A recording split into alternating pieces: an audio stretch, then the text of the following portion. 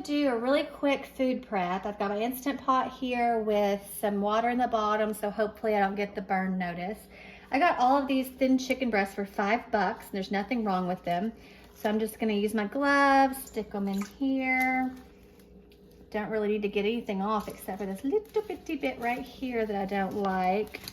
I'll just cut that. I love these gloves because I hate touching raw meat, and then you can contaminate everything in the house if you don't do it right. I should probably have used my scissors, but that's fine. I have kitchen shears that I use. And then this is going in the same pot, so it's okay that I'm using the same hands. These were on sale for 99 cents, all these Roma tomatoes in the produce section. And I just cut off the bad parts that were a little bit kind of wrinkled. Then I will take this off, put this in the dishwasher. I'll use this hand to throw this away. This hand's clean. I'm gonna put some of this Montreal chicken seasoning in here. And what I'm doing is I microwaved some rice, this cilantro lime rice, and I'm gonna have kind of like it ready to go with the chicken and the tomatoes. So here's this. I'm just gonna sprinkle this in here. And that's it. I'm gonna just look up online what the setting is and do whatever it says online for this kind of meal. And that will be a quick, easy food prep. Okay, so it is done and I'm doing a slow release. Here I have the cilantro lime rice already ready to go. No need to buy cilantro and clean it and chop it and do the lime and all that. Although I do have a fresh lime that I may put on the chicken whenever I'm ready to serve it. Here I have the little fine green beans in a steam bag. And it's a big amount. It'll be enough for me and my hubby for probably 3 or 4 days. And I just put some Bragg's liquid aminos and sesame seeds on there. Toasted is best, but I don't feel like messing with that. And then I had some produce that I need to chop up. I could have put this in the Instant Pot, but I actually kind of like it raw in a salad, and I have salad stuff ready to go. I also had a Roma tomato I already cut up into little dices. So I'm gonna cut all this up. This I will not cut up. I will just cut it in half, cut off the ends, and put it in a to-go thing because I want to use it in sushi bowls or in salads, and it stays a little bit fresher if I don't cut it into tiny pieces right now. So that is another little tip, is just while the Instant Pot was doing its thing, I was doing the rice, the green beans, I'm about to do this, and that's a good way to save time as well. I almost forgot to tell you, another way to make these really taste good is you put the lid on it and shake it really, really hard.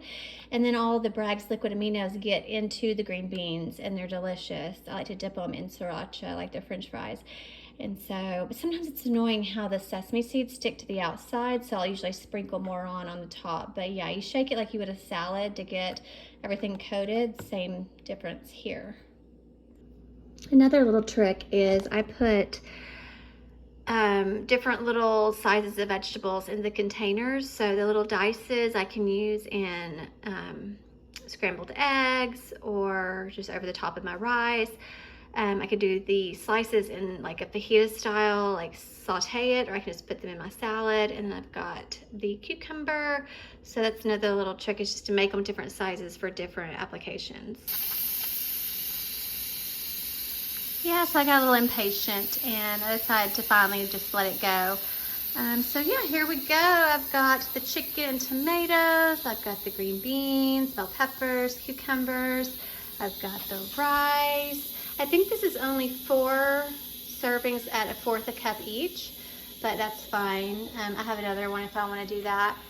And then I will show you what this looks like whenever it's done. Hopefully it doesn't look awful. There we go. The little thingy dropped back there.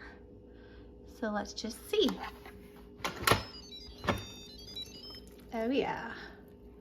You know, if I wanted to, I could make this into a soup because of all the broth and everything. That looks delicious. Yeah.